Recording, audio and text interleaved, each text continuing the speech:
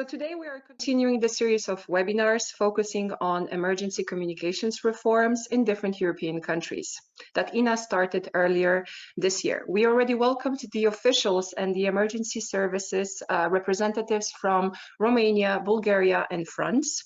And today, the country that is in the spotlight is the Netherlands, and Marieke Ackerman, I'm very happy and glad to welcome you today. You are our regular. It's already second webinar of us that you are joining. Before, Marieke was joining us for the ensuring continuity of service of emergency call handling back in November. So welcome to you. I'll give you the floor after going through some practicalities. I'm Kasia Koc, EENA Events Manager, and today I will be keeping an eye on the time allowed, as well as I will be gathering your questions to forward to our speaker. Today's webinar is 1 hour long. Of course, if we go a little bit over, please stay with us until the end. It's going to be worth it. Before introducing you the speakers and the panelists of the Q&A panel, I will firstly take 1 minute to go very briefly through some practical points. The aim of the webinar, I think, by seeing all the people that registered and their comments, what they want to learn, it's going to be in the presentation. So today you will learn how emergency calls are handled in the Netherlands. What's the status of e-call, advanced mobile location, and public warning, of course, ongoing and the future projects of the communications reforms are the priority and also the reason why we are here today. So after the presentation, please stay with us because we're going to run the Q&A panel. And before going to who will be in that panel, I would like you to tell you that there is an FAQ web page on the webinar web page. And if you have any problems with the connectivity or you have any questions, you can find your answers there. Now, how to ask questions? How to ask questions to the speakers? You just have to write them in the chat window that you see on the GoToWebinar desktop visible to you now if you connected. Yeah, I also forwarded questions that I've received in the registration forms to our moderator of the Q&A panel and the speaker. If some questions will not be answered, please forgive us. The time is short and we are trying to really make most of it during 1 hour. And we can always, you can always contact the speakers after the presentation. The contact details will be available on the slide. Okay, so now it's heart welcome to Marieke, our speaker of today. She has been working extensively on improvement of 112 techniques and processes within Dutch control room organization, in the shortcut LMS. LMS works for all emergency services. And is also a part of a national police. So it creates and builds a network of 10 PSAPs in the Netherlands. By saying this, I also would like to introduce all our panelists to the Q&A session. You see that the questions that you will ask during the presentation of Marieke will be assigned to experts in the field, and Erika will be a moderator of this Q&A panel. So by saying this, I give the floor to our speaker of today, Marieke. Can you see it? Yes, perfectly. Okay, I will put this away. Okay. Hi, everybody. Thanks, Kasia. Today, I want to give you some insights into the reforms in the Netherlands. So what are we going to speak about? First, I will give you some basic information about the Netherlands and our emergency call handling model. After that, I will tell you about our plans for the next 5 years related to our call handling system and organization. And after that, I will give some insights in reforms in the context of the European Electronic Communications Code. There is also one other project I want to tell you about, and that is the 112 app. So we'll address that next.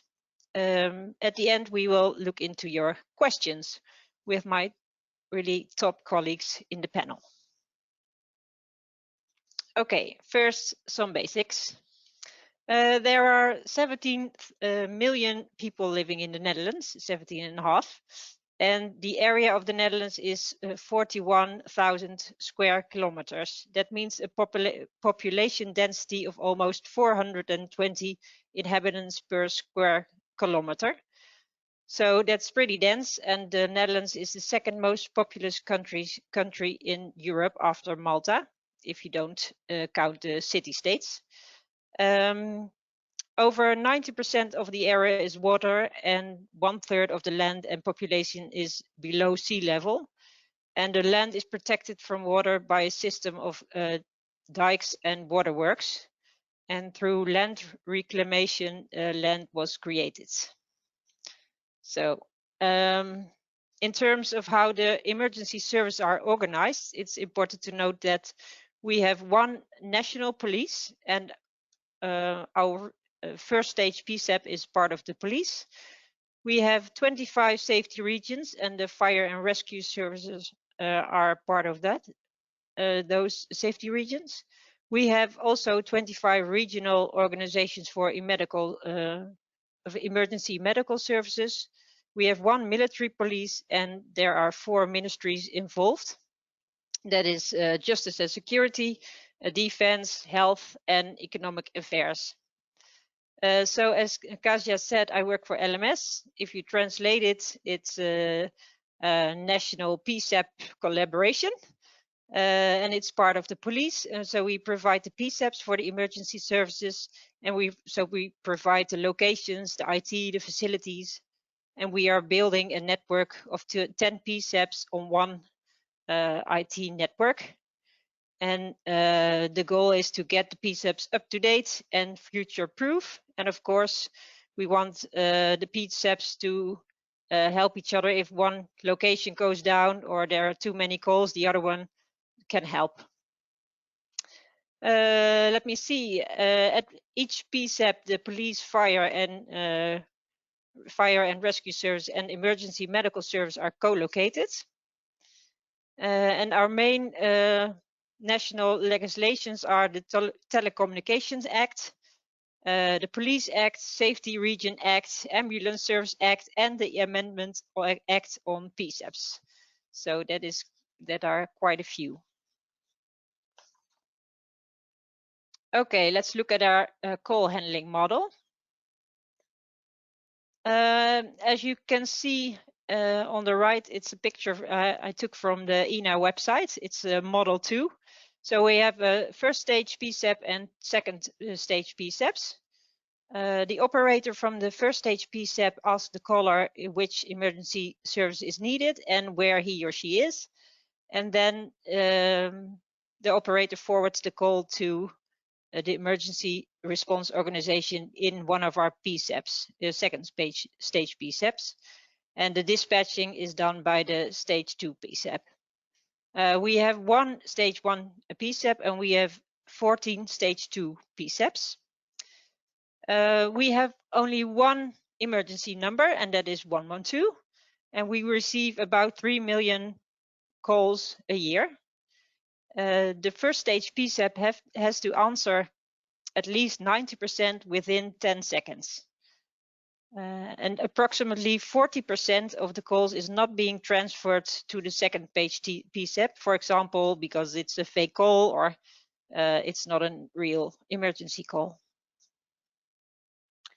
Okay. Let's look at some of the reforms related to our call handling system and organization. EENA asked me to tell something about our plans for the coming coming 5 years.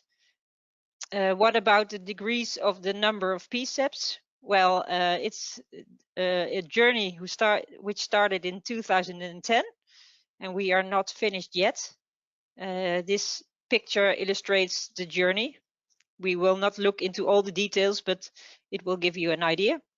The Dutch government decided in 2010 to reduce the number of PSAPs, and in 2013 all parties involved agreed on the route and the end state of the transition.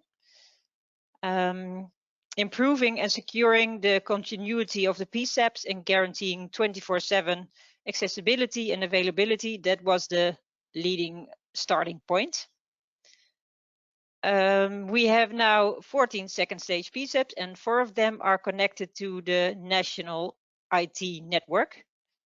As from 2020, the police is responsible for the PSAPs. So a new law has been passed for this purpose. That was the Amendment Act on PSAPs, which I mentioned earlier. At the moment, we are looking at the current LMS organization, how we need to be organized to provide the best PSAPs for the emergency response organizations, which are working in the PSAPs. It will not be a very transition with a big bang, but we will take small steps to improve. Okay. Next, the plans to change our emergency call handling model. Do we have plans to change it? Short term, no, and long term, yes. So as you can see on the left, we have the first stage and 2 second stage PSAPs. We have at the moment a positive business case for our current model, because and the existence of a first stage PSAP, because most of the time we just don't know which help is needed, so we have to ask. Somebody has to ask, and our first stage PSAP also filters out of the process 40% of the calls, so that's nice. On the other hand, more and more information is available, and also not every call has to go through the first stage PSAP to the second stage PSAP, because sometimes we already know which help is needed. So we think that because of all the information which is available, we think that the importance of calling will diminish over time. And we are also looking for new ways of reaching 112, and if it's possible, with direct routing to the second stage PSAP. So we'll have this model for the coming years. That's why we're also investing in the strengthening the continuity of our first stage PSAP. That is one organization, and they have 2 locations, but they work on 1 location at a time. So we want to expand that to 2 or 3 locations, and we are now doing a pilot to see what are the options and the costs involved. So in the future, we think that the role of the first stage PSAP will change, or maybe later disappear, but we'll see. But for the coming years, we'll keep this model. Okay, just wait a minute.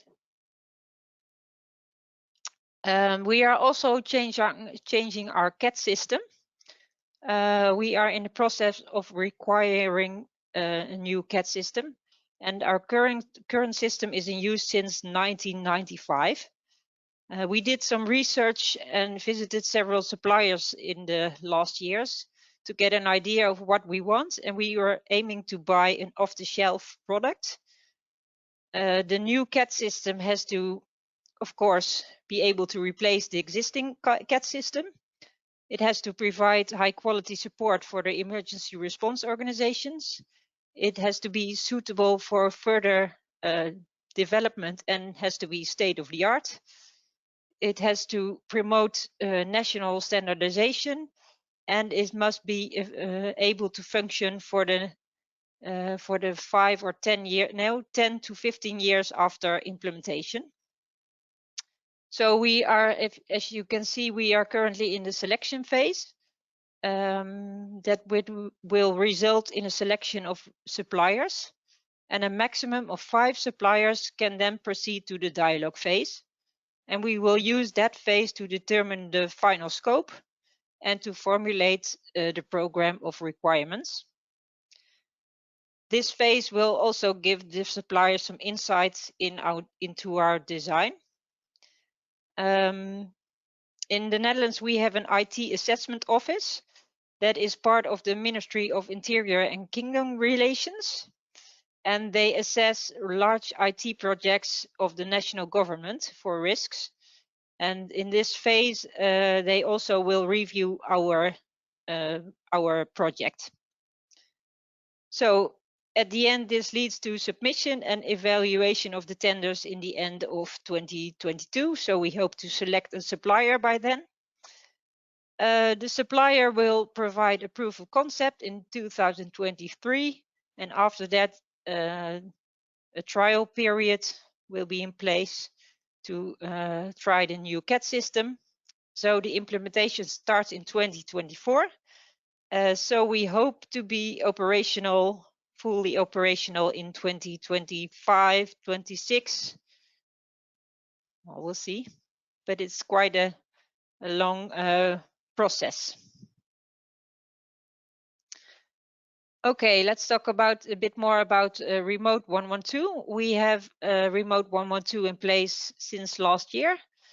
Our first stage PSAP does not have Remote 112, but some of our second stage PSAPs, they have a Remote 112. That depends on the telephone system they have. Not every PSAP has the same phone system. In total, we have about 80 remote 112 workstations at the moment, and most of them are in 2 PSAPs. I think they have 50 something, around 50, and some of the PSAPs are still testing. The 80 workstations are ready to use if necessary, and some of them are being used in the PSAP building to create more space or distance between the operators in case of because of COVID. Okay, let's look at the reforms in the context of the European Electronic Communications Code. AML, my favorite topic. It has been operational since 2019 for Android and Apple devices. We receive AML for Android phones when the first location is available, every 20 seconds and every at 20 seconds and every 60 seconds. And from Apple phones, iPhones, we get one message when they have the location. Google provides us with the data SMS error rates, and they are between 5% and 25%, depending on the mobile network operator. So we're working with them to decrease the error rate. And we also get AML when somebody sends an e-SMS with an Android phone, and we would really like to get it also from iPhones. So Apple, if you're watching. We are also looking into the solution for roaming EU citizens. So we're looking into the Belgium solution, I call it. And we are also interested in AML via HTTPS because of the possibility of extra information. So you see on the picture an example of AML, how it helped us. Through AML, the police could locate the 2 people who were stuck in quicksand, and they were found and rescued. So that's nice. That's a nice example.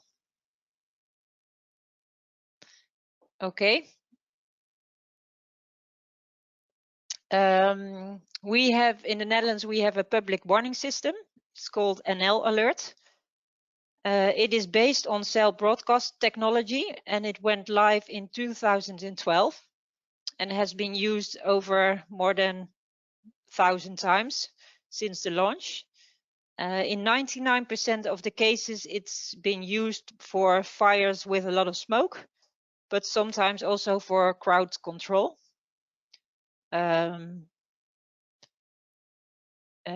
Devices are pre-configured for NL Alert. And in 2019, the reach of the service was about 80% of the population. So to increase the reach of the service, they added more channels like the public transport displays, commercial displays, and alerting via fixed lines. And they are also working on an app. Oh, I forgot to say, in the PSAP, the operator from the fire and rescue services, they can send the NL alert.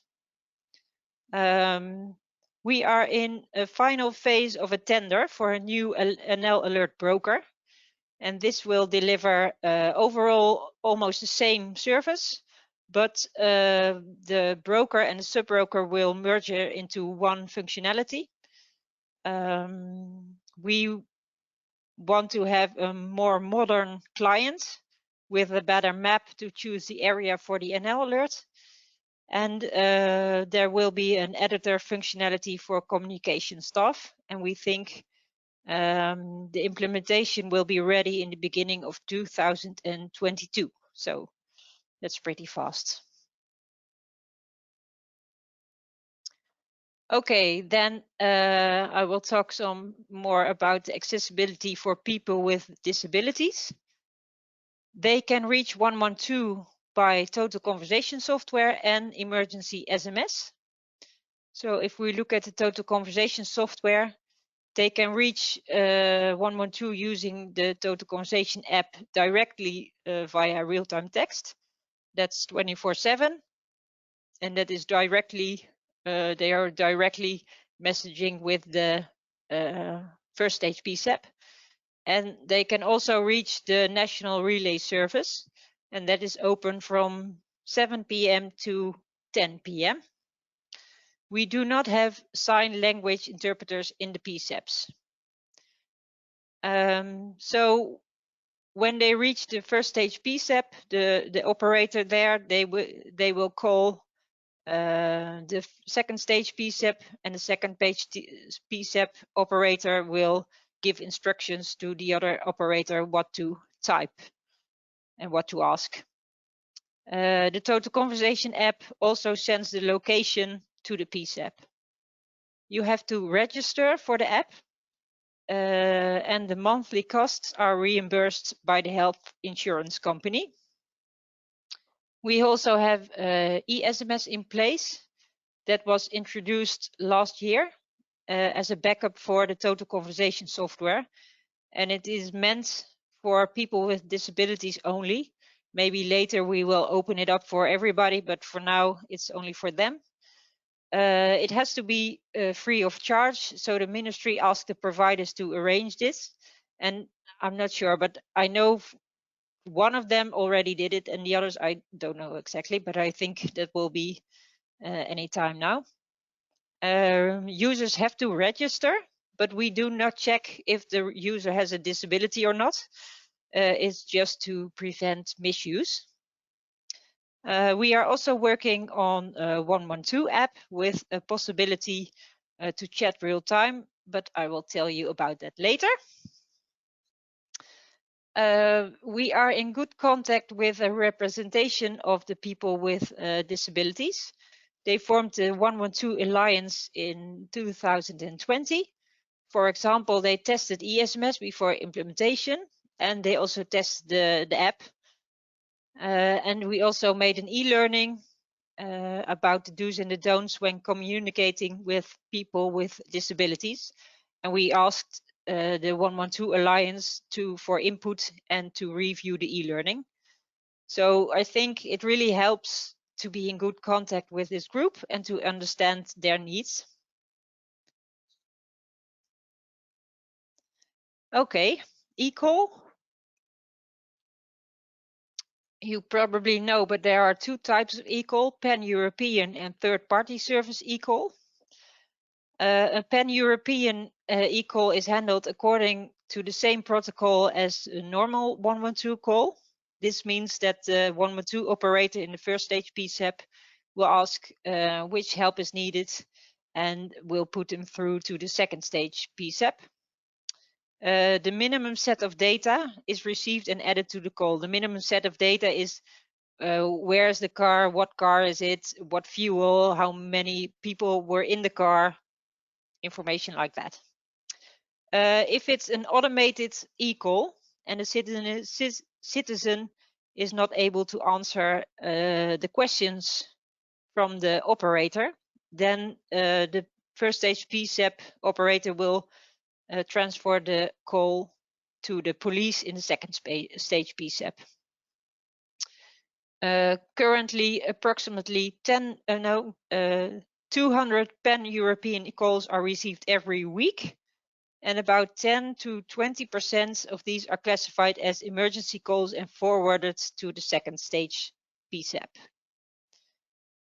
So the third-party service eCall, TPS eCall, the TPS provider organization, they receive the eCall and the MSD, and they call the second stage PSAP directly if there's something really wrong. Or if they don't have the direct number, they call the first stage PSAP, or no, they just call 112. The TPS call center transfer the information from the MSD by phone. We do not know exactly how many TPS eCalls we receive, and we have made arrangements with about 5 to 8 TPS providers, and they received the list with the direct numbers to the second stage PSAPs. The plan is to also receive the MSD from TPS eCalls in our PSAPs, just like the pan-European eCalls, and I expect this to be operational in the middle of 2022. Okay, let's look at the 112 app. This is how it looks like. If somebody calls 112 using the 112 app, the app will send extra information to the PSAP, the name, which emergency service is required, if somebody has trouble speaking or hearing, and the preferred language for the chat. The operator can start the chat. The caller himself cannot start the chat. Maybe in a later stadium we will add that, but for now only the operator can start it. The text is real-time, so real-time text, and there's a translation function for when the caller chats in another language, and of course the location is sent. It was not possible to integrate it fully in our current CAT system. So this is how it works. The operator sees in the CAT system that somebody is calling using 112 using the 112 app and sees the extra information. There he can click on the link, on a link that leads to a separate window, and there they can start the chat. And they have also can use questions which already are there. We are working on it for quite a while now, and we would like to launch the app in a very near future, but we have some issues in the technique, in the connection between the app itself and the app client, this window. And we want to make sure that we have done all needed in terms of security and privacy. So we hope to launch it in the near future, but let's see. Okay, and then EENA also asked me to address another problem we had. Last year, one provider introduced calling 112 over via 4G. That is not a problem. Others will follow any moment. They have to have arranged it before the 1st of June. So we just, how it works, we receive the call via 4G. And if the call setup fails, then the mobile phone independently switches back to 2G and 3G. But we had a problem with Samsung phones. The first stage PSAP received 2 calls instead of 1, and 1 with no audio. And at the highest peak, it approximately appeared 300 times a day. So it was not okay for the operators, because you don't know if if it's a Samsung problem or it's somebody who is hiding and can't speak. So it's not okay for the operator, but the caller didn't notice anything. So the Samsung phone expects to get an okay message that the connection is successful within 7 seconds. And this message, when it's not received within 7 seconds, the Samsung phone switches back to 2G, 3G, which is okay. But the first call is not terminated by the phone. So that's why the operator gets 2 calls at the same time. We asked the supplier of the 112 communication platform, KPN, to come up with a workaround or solution, and they implemented one. So normally, if people have to wait more than 10 seconds, they receive some message, some welcome message. You're calling 112, just wait a minute. And the workaround ensures that the phone gets this message within 7 seconds, so that the phone does not switch back to 2G, 3G. So we don't have that problem anymore. And I asked some colleagues in Europe if they had the same. It was not recognized, but maybe you have the same. So now you know how we had a how we solved the problem. Okay, that was my presentation. I think there will be some questions about our emergency call handling model. Somebody asked, I'm not sure I really understood the new model. Will it be a model with a national stage 1 PSAP model or a regional stage 1 PSAP model? Well, I think I can answer that. It will be with a national stage 1 PSAP.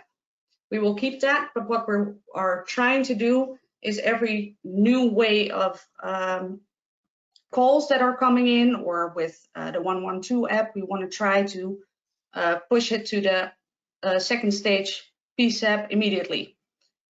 We think telephone calls will still be happening, so we will have the first PSAP still alive, and we're intending to keep it that way. I hope that answers your question. Then we have a question for Marieke, and that's because of the reforms related to our emergency calls handling system and the decreased number of PSAPs. How are all different safety regions being aligned, as the merging of smaller safety regions has not been completed yet? Okay, thanks. I think that is a task of the safety regions together. They are gathered in a national association, and they are working on standardization of their own processes. They combine their request for changes regarding the PSAPs. So they have one representative on behalf of the safety regions who discusses with the other representatives of the emergency services and LMS what is desired, what are the priorities.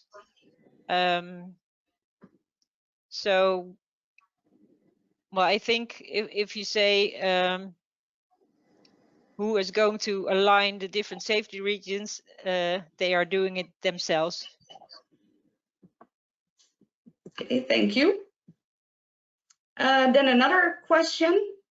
How is LMS combining multidisciplinary intake and dispatch in the light of merging all control rooms as one virtual environment? Multidisciplinary intake. So one operator will dispatch or answer any call and dispatch all emergency services.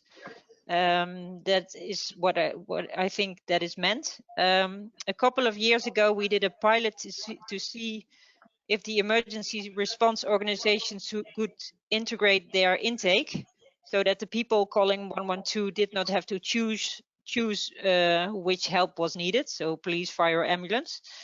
But after the pilot, it was decided that intake should stay as it is or was, so no multi-intake, and every emergency response organization stayed responsible for their own intake. So multidisciplinary intake is, at the moment, it's out of the question. Okay, thank you. Then we're going to look at the plans to change emergency calls handling model, the multi-channel. The question to Marieke: how does LMS want to integrate available information from the public and locations such as CCTV and videos on social media? We are working on that. If you look at how we integrate photo and video into the process, we commissioned a study on the effects of photo and video on the operators. Adding images can add value to a report, but it can also have a negative impact on the operators who are confronted with the image, with violent content or anything. So when we want to introduce photo and video in the app, so when the app is live, we will also ensure that images can be sent to the control room, to the PSAP. At first, only at the request of the operator, and then we can do a little bit more research on the effect of images on the dispatchers. As I said in my presentation, we are also looking at how we can make better use of the information that is already available. For example, information on social media or something. But we don't want to swamp the operator with more and more information. We want to show him the right information. But we are working on that as well. And at the moment, we have people in the PSAP that look for further information on the internet if there's a call which needs to be, well, where we need more information. So we already have people doing that in the PSAPs. Yeah, I saw also another question about the next generation 112, but also on, let me see, is the Netherlands planning to integrate augmented eye in the sky visual information in the operational 112 system? I can tell something about that. We have an innovation team. It is with small baby steps that are working on trials and pilots to see what we can do with other types of information, like camera systems or sensors, for example, light poles that can hear sounds. They had a couple of pilots and trials. For example, we had the Eurovision Song Festival coming up that never happened in Rotterdam. And what they did was try to detect how the crowd is moving at a train station and see if there's a possible risk of too many people or coming to a train station, incidents that can follow from that. So what they did was combine information from counting people, how much people there are, but beforehand figure out how many people could be on that train station. So what they did was count how many people there were, and the system of sensors gave the information 15 minutes beforehand to say, like, okay, in 15 minutes it will be too crowded, you will reach 10,000 people. That will be sent, and what they could do is make sure there are no trains coming into that train station anymore, but will go to a next train station to prevent overcrowding. Another example is what they try to do is that they want to use edge computing, and edge computing means that they don't want to take in all the camera images, they don't want to do analyzing at the PSAP, and they don't want to monitor it. What they want is to have signals and cameras tell them only information when something is about to happen. So for example, again, you get the light pole that has sounds there's also a camera there, and the light pole detects that there's a lot of noise and rumors. Then what is going to happen is that it's going to determine, is this people coming home that are partying, or there's something else going on. They hear loud glass. After that, then the camera will determine, like, hey, we hear glass.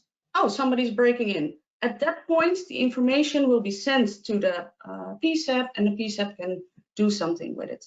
So yes, we are looking into it, but as I said, it's baby steps. Also determine what do you want to know and what don't you want to know, and when is it good to have that information. So they will innovate, but I don't see it happen anytime soon that it will be available into the PSAPs yet, but we are working on it. Then I got more questions. I got a question for Maarten. What are you expecting from the new control room system regarding cooperation between agencies? Yes, hello. Yeah, Oh, Maarten, we cannot hear you. Oh, sorry, I thought I unmuted, but not again. I think you can understand me now, can't you? Yes. Okay. Well, I'll explain something about the current situation. In the current situation, there already is the same CAD system on each control room, and it's the same system nationwide, but they are separate installations, so separate systems.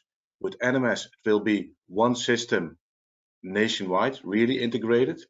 So it will enhance the possibilities of cooperation even more. In the current situation, it is possible to hand over your incidents by an interface broker from one control room to another control room, or PSAP, that's the term you use here.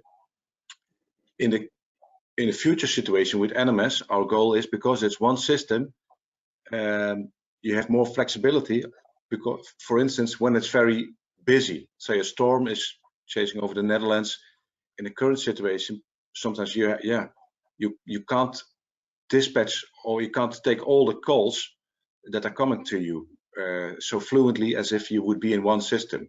In the future situation, you can make business rules that can transfer the calls automatically to other operators which are available for you. And also the concept of say in the current situation, when there is say trouble in a control room or a technical failure, then you have kind of a buddy control room taking care of your work already by connecting all the control rooms on one ICT platform, as Marieke explained, and you're with one system on one platform.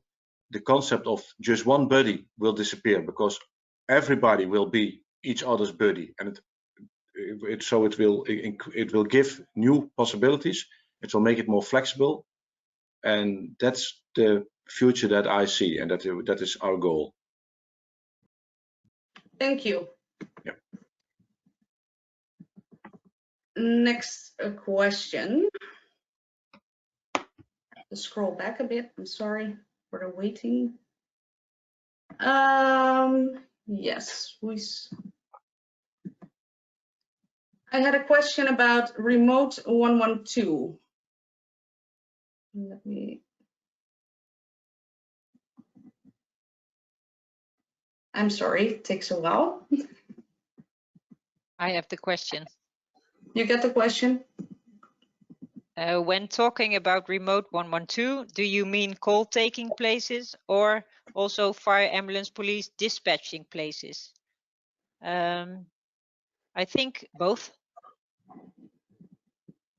So call taking as well as the dispatching, they can do it on the remote 112 workstations. Thank you.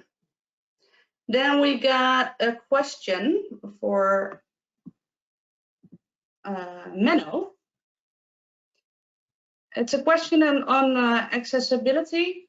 If the video relay is not operational 24/7, this means that there are no 24/7 sign language interpreters. Does this mean that real-time text or ESMS would be the main channels at those periods? with no interpreters? That is a very good question, actually, and yes, that is the case. But it's not a desirable situation, of course. Rather, we would see 24/7 presence of sign interpreters, but we can't organize that at this time. So real-time text through the app, the Total Conversation app, or emergency SMS are the main routes to the PSAP right now. But in the near future, we hope to launch the 112 app Marieke talked about. And when that is launched, disabled end users can also use real-time text 24/7 to talk to the PSAP directly. But also in the meantime, we strive to see if we can find a way to increase the presence of sign interpreters between 10 p.m. and 7 a.m. So, but for now, it's real-time text and emergency SMS. That is correct. Thank you. Then I got a question for Frank. That's about the 112 app. The question reads, your 112 app looks like the Belgian one. Do you know if they are compatible? If so, as the app is not yet launched, do you have any plans to do it? It's a very interesting question, because when you launch an app, it is not only the app, but it is also the systems to which the app is connecting. Our PSAP IT systems, national systems, interact with the app. And this interaction is different for the Dutch and for the Belgium and for the Finnish app. But it would be very interesting to organize a pan-European standard to which all the apps could focus on the same interaction with the IT systems. This would also open up a market for more private developed 112 apps. One of the things we have in mind is our rescue team on the waters. 90% of the Netherlands is waterways and lakes. It would be interesting to have their safety app also connected to our system, and it would be nice to have this on a pan-European basis. So concluding, no, it's not compatible. It looks the same, but on the connection with the national IT systems, it's different. Okay, thanks, Frank. I saw we had another question about the PSAPs. I saw that you have reduced the number of PSAPs to 1, and now you are planning to increase that number to 10, although with a different model. Is this correct? No, this is not correct. We already have 1 PSAP that's just starting with the question of who do you want to speak to the police, fire department, or an ambulance, and what is the city you are at or a village you are at. That call taker is going to transfer the call to 1 out of the 10 PSAPs, depends on the region the caller is at, and from that it will be dispatched.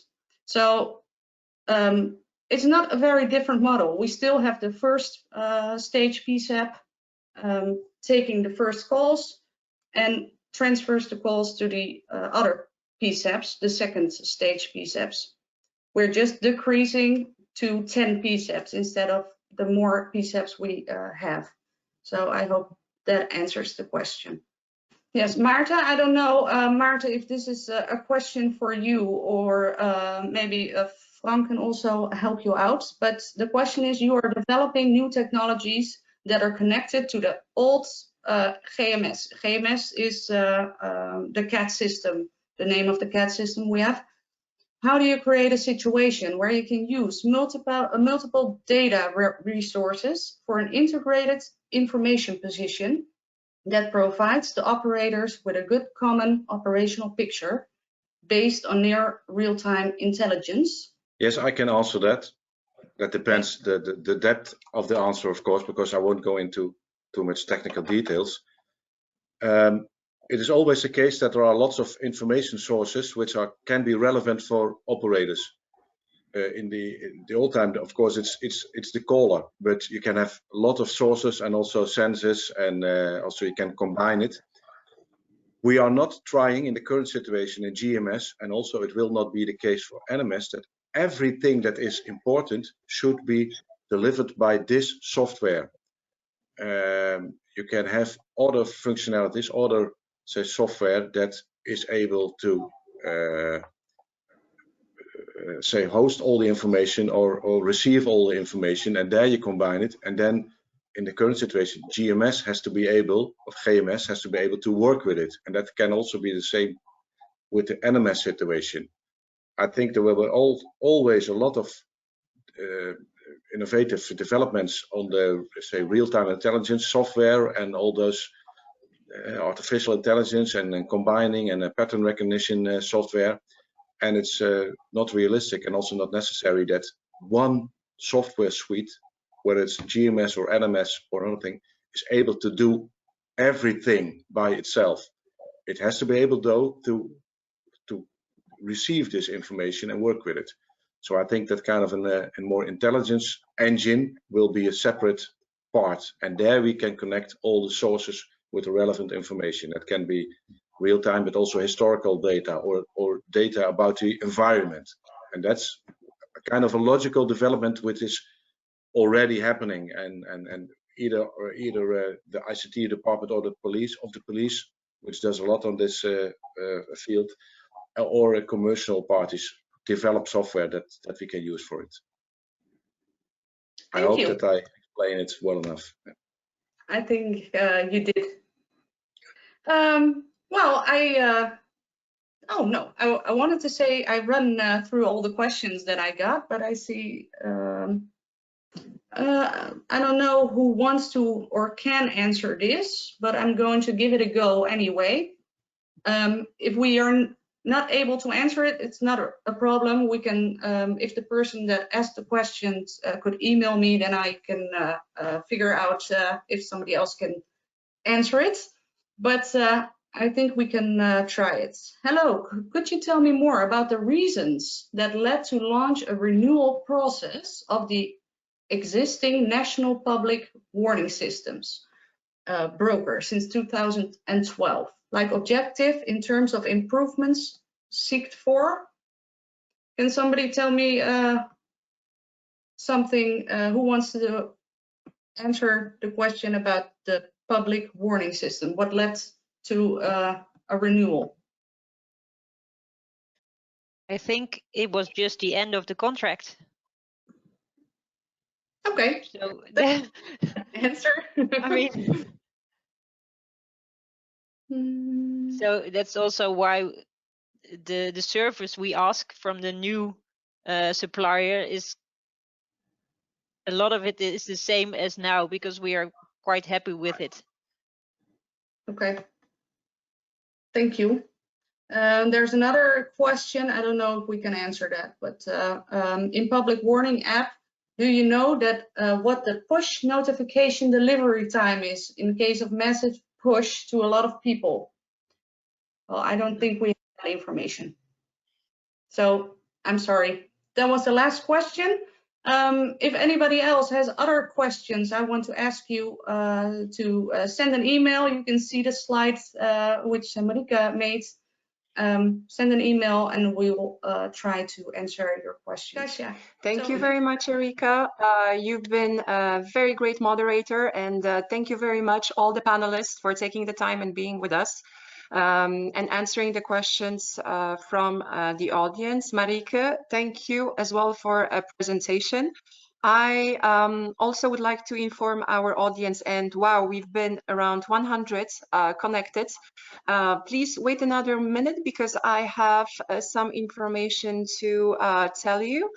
that the recording of today's webinar, together with the presentation, will be available on the webinar webpage and EENA YouTube channel as of tomorrow.